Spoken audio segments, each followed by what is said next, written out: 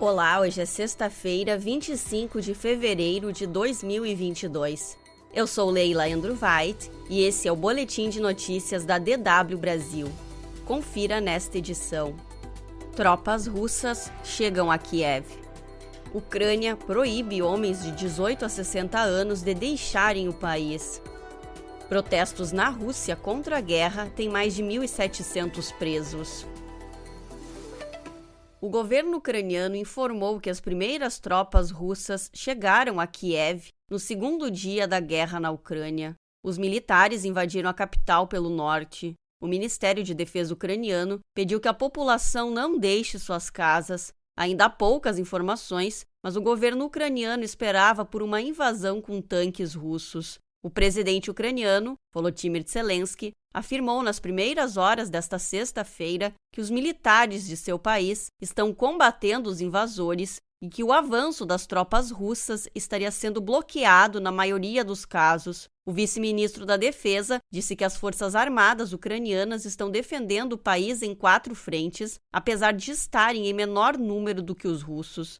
Na noite de quinta-feira, Kiev foi alvo de ataques aéreos. Segundo o correspondente da DW na capital ucraniana, alguns ataques provocaram incêndios em prédios residenciais. Muitos moradores de Kiev se abrigaram em estações de metrô subterrâneas. O ministro das Relações Exteriores da Ucrânia, Dmytro Kuleba, comparou os ataques das forças russas a Kiev com os da Segunda Guerra Mundial. Segundo ele, a última vez que a capital ucraniana experimentou algo assim foi em 1941, quando foi atacada pela Alemanha nazista.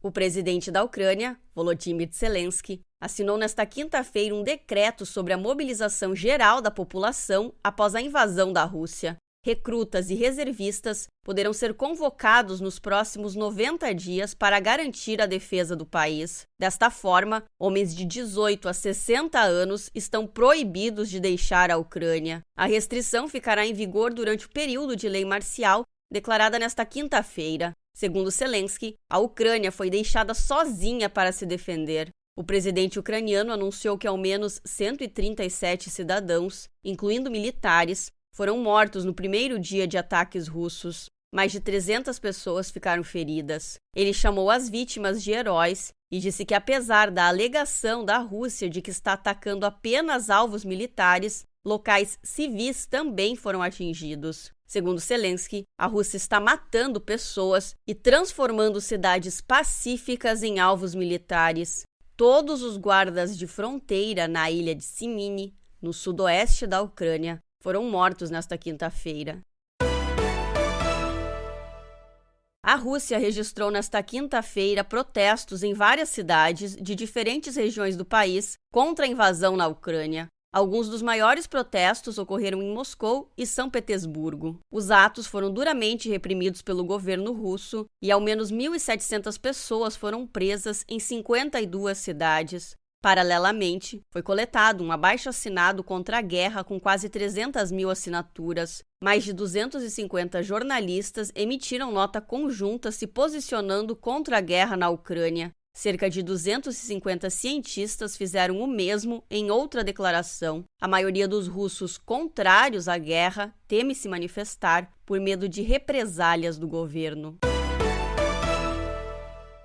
O Itamaraty informou nesta quinta-feira que há cerca de 500 cidadãos brasileiros na Ucrânia. O Ministério das Relações Exteriores pediu que essas pessoas mantenham contato diário com a Embaixada do Brasil em Kiev, que permanece aberta. Os cidadãos brasileiros residentes no leste do país devem se deslocar para Kiev assim que as condições de segurança o permitirem.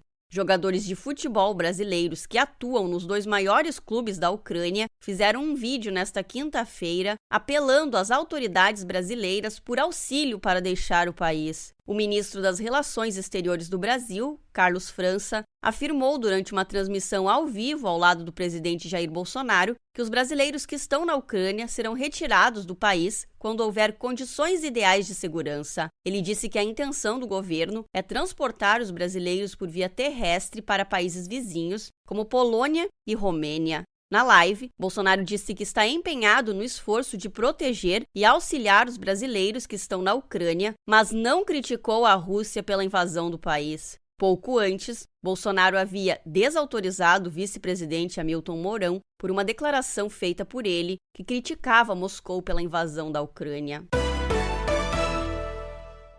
Os países da União Europeia impuseram novas sanções econômicas contra a Rússia nesta quinta-feira. A União Europeia decidiu congelar bens e ativos russos nos países do bloco e suspender o acesso dos bancos russos aos mercados financeiros europeus. As sanções também têm como alvo setores como energia e transportes e visam asfixiar o comércio e a indústria da Rússia por meio de controles de exportações. A presidente da Comissão Europeia, Ursula von der Leyen, afirmou que as sanções afetarão 70% do setor bancário russo e as principais empresas estatais do país. A União Europeia também proibiu a venda de aeronaves e equipamentos para companhias aéreas russas. O presidente dos Estados Unidos, Joe Biden, também anunciou novas sanções contra a Rússia que irão limitar a capacidade de o país realizar negócios em dólares e afetarão os maiores bancos russos. Reino Unido e Canadá também anunciaram sanções, entre outros países.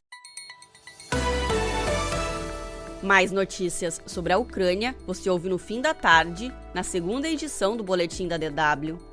Até lá, acesse dw.com/Brasil para mais informações sobre o conflito.